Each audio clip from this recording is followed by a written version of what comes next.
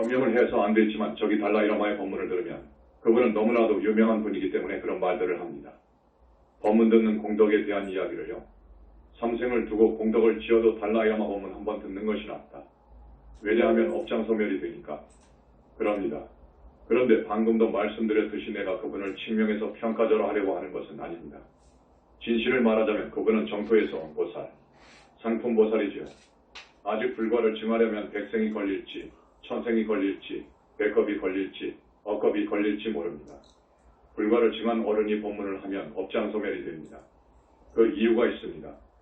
오늘 시간적으로 경제적으로 여러 측면에서 볼 때 여러분들이 지금 많이 투자를 했거든요. 그런데 여기 우리 천국 대중 대부분 다 그러시겠지만 진실하고 부처님에 대한 믿음이 깊습니다. 이 법문을 통해서 업장소멸 많이 받으시기 바랍니다. 오늘 법문은 수지개본을 가지고 전번에 부처님에 대해서 말씀을 했는데 오늘은 삼법인설에 대해서 말씀을 합니다. 그렇기 때문에 조금 어렵죠. 어려우나 제가 쉽게 풀어서 이야기를 하려고 합니다. 그렇게 풀어서 이야기를 해도 여러분이 이해가 잘 안 되더라도 오늘 여러분이 성지 중 성지에 와서 자제마냥 법문을 들으면 일장이라 말씀을 다 못 드리겠지만 여러분이 투자한 것에 100배 1000배 복을 받아갈 겁니다. 지역 김장을 위한 수지교본을 여러분한테 나누어 드렸으니까 집에 가서 보시고 또 오늘 녹음 테이프를 가지고 가서 여러 번 들어보십시오. 오늘은 삼법인설에 대해 이야기를 합니다. 그런데 지난 시간에 부처님에 대해서 1시간 말씀을 드렸죠. 내가 TV 법회 그 전에 한 23년, 34년 전에 라디오 법회 그리고 TV 법회를 마치고 몇 번인가 법문한 그 법문을 통해서 부처님에 대한 말씀을 많이 했습니다. 지금 한국 불교는 특히 마음이 부처라고 합니다. 마음이 부처. 이걸 어려운 말로 하면 심즉시불이라고 합니다. 심즉시불. 마음이 부처라는 가르침을 1000년도 넘게 여러분 조상들이 들어왔습니다. 여러분도 세뇌가 되어 있습니다. 그런데 어느 날 갑자기 자제만연이라는 사람이 책을 펴내고 TV 속상에 나와서 그것이 아니오. 견성은 붙다 이루는 시작입니다. 깨달음은 붙다 이루는 시작입니다. 격에는 깨달음, 깨달아서 하는 말이지만 공을 이야기하는 말이지만 아니고 이제 시작입니다 하는 정말로 폭탄적인 법문을 쏟아냈습니다. 그래서 부처님 이후 정말 처음으로 경전에도 금강명체승왕경이라는 경전이 있죠. 거기에 부처님의 삼신설이 나옵니다. 그리고 잘 보면 법화경에서 행간에 읽을 수도 있고 화엄경을 보면 알 수도 있고 많은 논장을 보면 불신관에 대한 이야기가 나오지만 자제만연의 법문은 너무도 생소하기 때문에 그 경에 있는 말, 논장에 있는 말은와 닿지 않기 때문에 상당히 구체적으로 이야기를 하니까 선종의 기본 명제인 심즉시불, 그 다음 불교의 기본 명제인 무아설, 이 측면에서 내 법문을 들어보면 이건 아니거든요. 부처님이 있다고 하는 말은 자기들은 용납이 안 됩니다. 무아설에서는 부처님도 없고 부처도 없고 극락도 없고 지옥도 없고 또 귀신도 없고 영혼까지도 없다고 봅니다.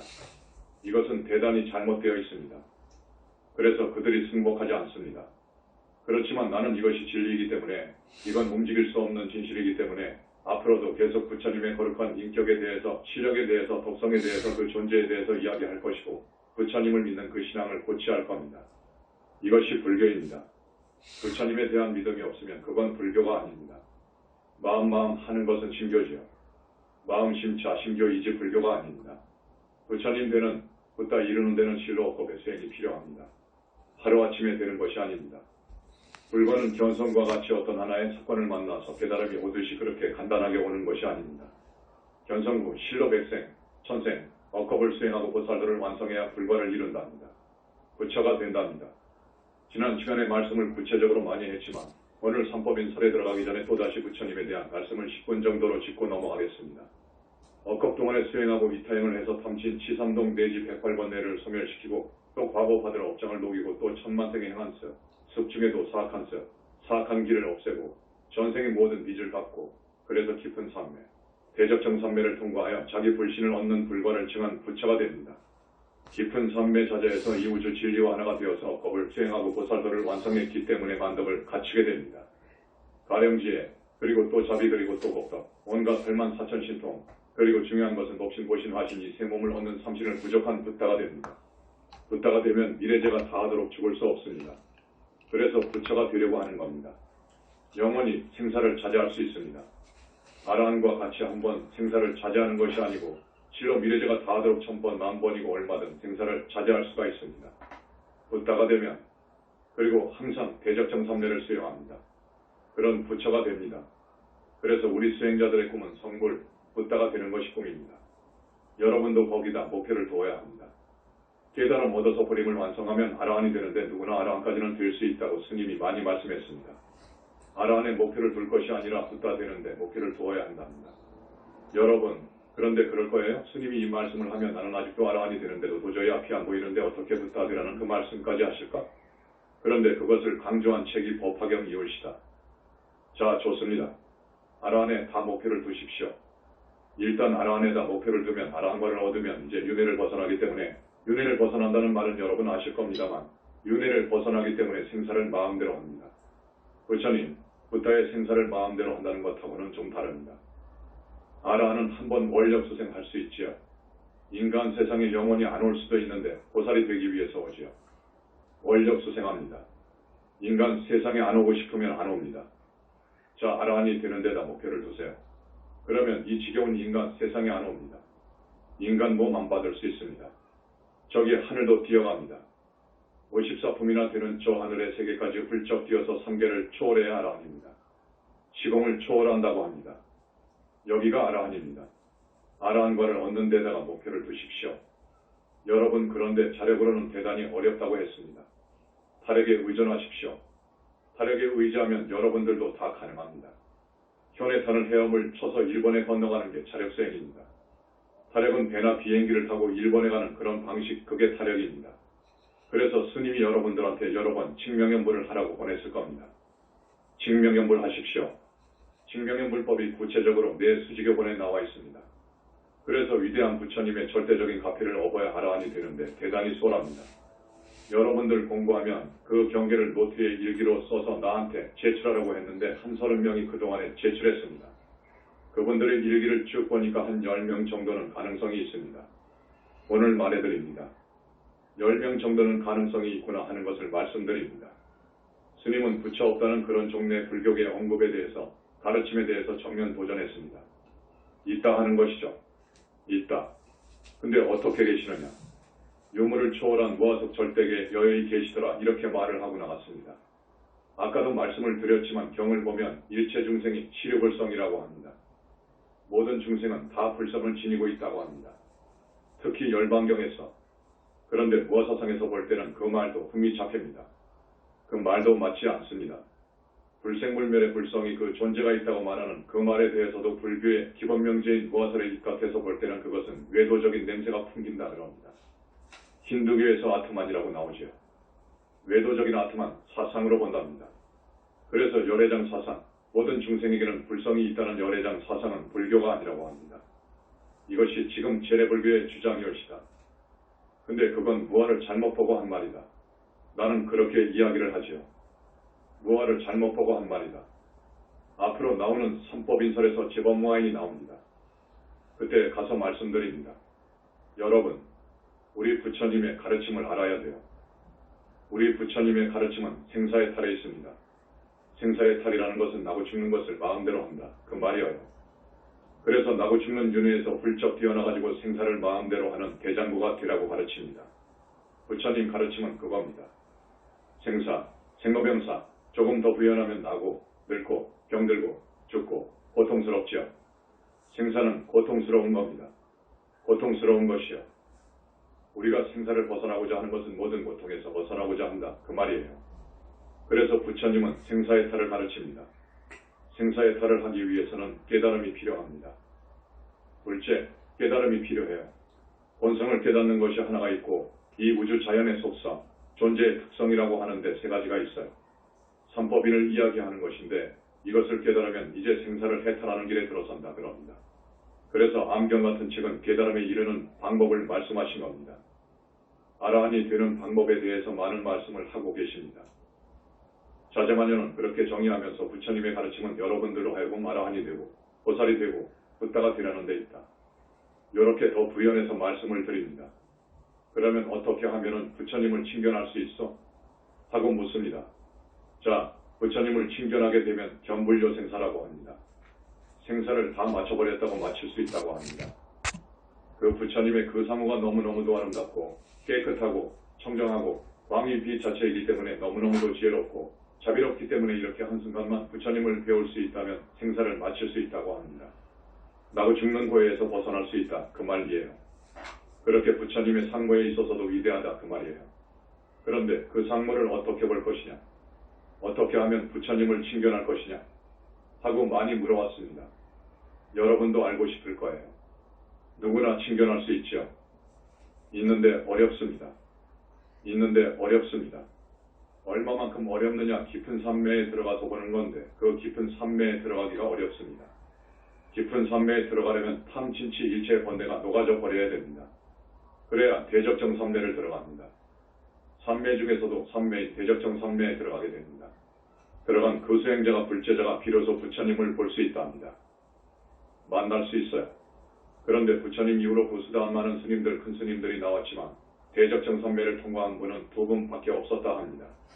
수보리 존자와 사리불 존자, 대적정 산매를 통과해야 부따입니다. 그래야 자기 불신이 생깁니다. 그래서 이건 정말 어렵다. 그러나 이론적으로 가능하다. 탐진치 삼독번뇌를 여의고 업장 습기를 녹여 없애버린 청정한 대수행인의 눈으로서는 볼 수 있다. 그 말이에요. 무어속 깊은 산매에 들어서 빛의 존재인 붓다를 뵐 수 있다. 그럽니다. 그렇게 아십시오. 그리고 불가를 징했으면 이제 대반열반, 반열반은 큰 스님 돌아가시면 반열반이라고 하고 부처님이 돌아가신 것을 대반열반이라고 합니다. 대반열반하면 자기 불신, 진짜 자기 몸뚱이하고 내가 하나가 되어버립니다. 그리 들어가 버려야 영체 4개가 미래겁이 다하도록 그 상적 광세계에 계시는데 대적정 산매에 들어 계시는데 언제라도 인간 몸을 받아올 수가 있습니다. 중생을 제도하기 위해서, 정법을 펴기 위해서 오십니다. 사람 몸을 받아옵니다. 사람 몸을 받아올 때는 이미 불과를 증한 분들은 억겁의 업장이 녹아버리고 탐진이 녹아버리고 습도기도 다 녹아버리고 갚아줘야 할 은혜도 다 갚아버렸고 보살도를 완성했습니다. 그렇기 때문에 당신 마음대로 날 곳을 정해서 옵니다. 날 곳을 정해서 오는데 정법을 펴야 하기 때문에 보통 왕쪽으로 오게 됩니다. 그때 당신의 몸, 진짜 벌신, 그걸 어망보신이라고 하는데 뒷덩어리로 이루어진 당신의 몸뚱이는 거기 상적광세계, 연화장세계라고도 합니다. 거기에다 당신의 몸뚱이는 놔두고 몸 하나만 쏙 빠져나옵니다. 이 세상에 온 몸뚱이를 웅화신이라고 하지요. 혹은 웅신이라고도 하고 혹은 화신이라고도 하는데 그렇게 올 수가 있고 하늘 그 많은 하늘 그리고 이 우주의 변제에 있는 많은 중생이 사는 불국토에 가서 법문을 할 때에는 당신의 몸뚱이가 직접 가실 수도 있지만 화신으로 가실 수도 있습니다. 화신으로.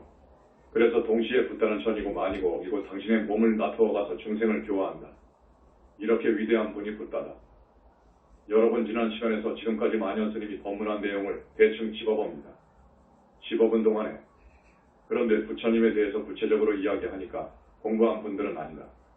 마음이 어디까지나 부처고 만연스님이 본 부처는 환상이고 환영이고 아니면 천마의 나툼이다.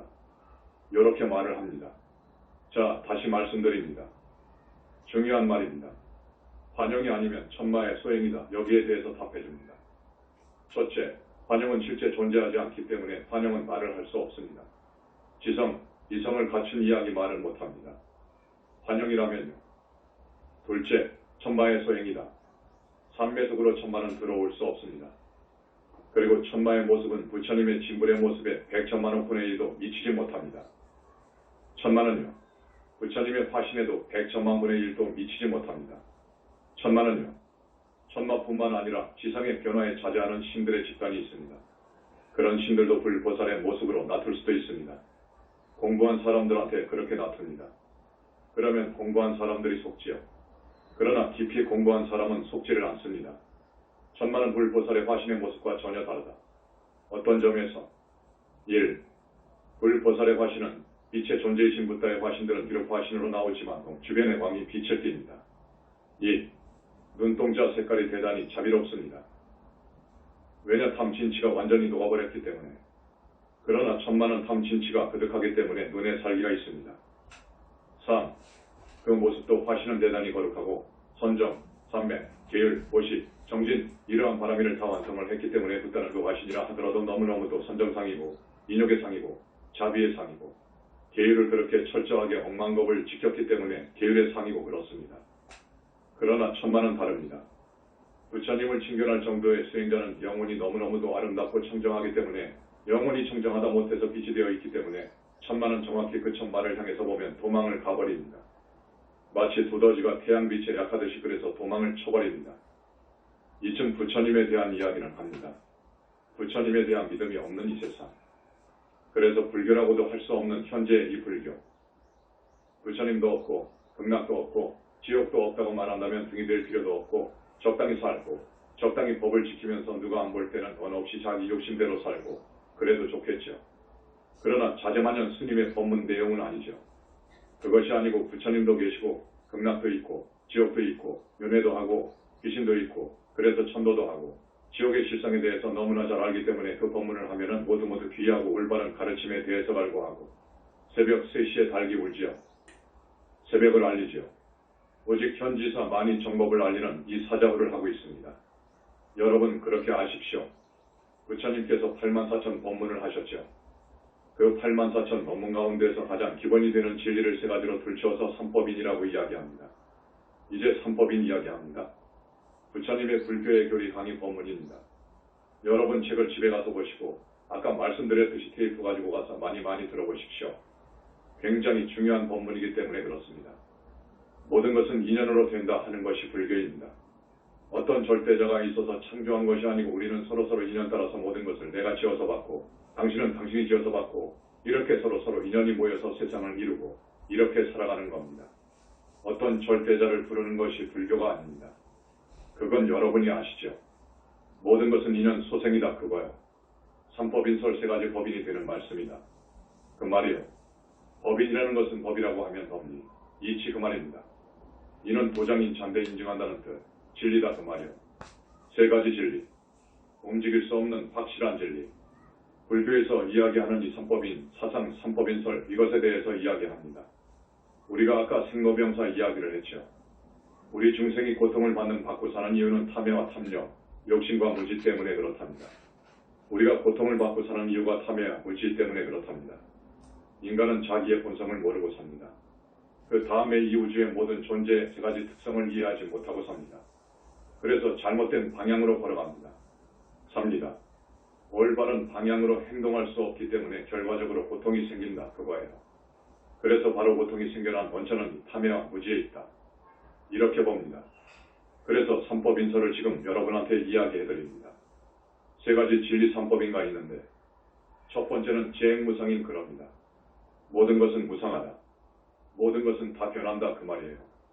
우주관의 일체 만상을 보면 찰나에 생겨났다가 찰나에 없어진 것도 있고 이렇게 해서 영원히 유지, 진전, 상속이 된다는 것이 재행무상의 의미입니다. 모든 것은 무상하다. 모든 것은 다 변한다 그 말이에요. 인간도 동식물도 무생물도 우주도 생각도 모든 것은 변한다는 것이 부처님의 말씀이요. 이것이 재행무상이며 이것이 진리라고 합니다. 그래서 이걸 어려운 말로 여러분이라고 하지요. 모든 것은 현재 진행형이에요. 모든 것은 변해요. 그런데 우리는 그렇게 생각을 안 해요. 이게 지금 필요합니다. 무상관을 확립해라 그거예요. 재행무상을 말씀하시는 것은 무상관을 확립했으면 싶어서 부처님께서 입을 줄여보니까 불안으로 보니까 이 우주 만상은 변하지 않는 것은 하나도 없어. 그래서 생겨났다 없어졌다 생겨났다 없어졌다 해요. 어떤 것은 찰나에 생겨났다가 없어져. 생각 같은 것. 그런데 목이나 하루살이는 하루 살다가 없어져 버리죠. 또 사람은 기껏 80년이나 100년 살다가 죽어. 저 지구나 태양은 안 그래요. 저것은 엄청난 덩어리 아닙니까? 도피가. 이런 것들은 없어도 돼. 그러나 없어질 때가 있다고 보는 것이 불교입니다. 항상 진행하고 있습니다. 항상 변화해가고 있습니다. 항상 죽음으로 치닫고 있으니까 없어질 날이 있는 것이요. 이것을 재행무상 시생멸법 그럽니다. 모든 것은 시간적으로 관련이 되어 있고 좀 있다 말하겠지만 모든 것은 공간적으로 다 관련이 되어 있대요. 여러분, 녹음 다시 틀어서 항상 여기서 생각해 보세요.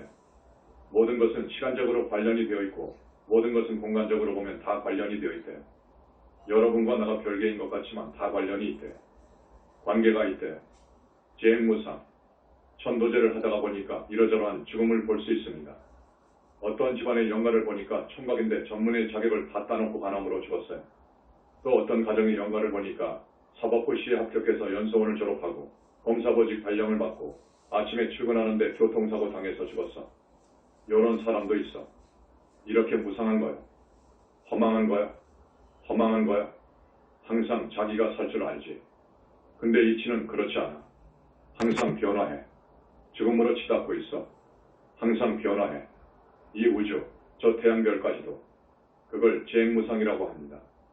신라시대 때 저기 낙산사 대중스님들 가운데서 조신이라는 스님이 있었어요. 하루는 탁발을 나가다가 거기 고을의 원님 따님을 봤어요. 완전히 매료가 되어버렸습니다. 넋이 빠져버렸어요. 절에 와서는 그 조신 스님은 공부할 생각은 안 하고 그 처녀 생각만 합니다. 이것이 이제 깊어가니까 상사병이 되었죠. 상사병으로 죽은 사람들도 많습니다.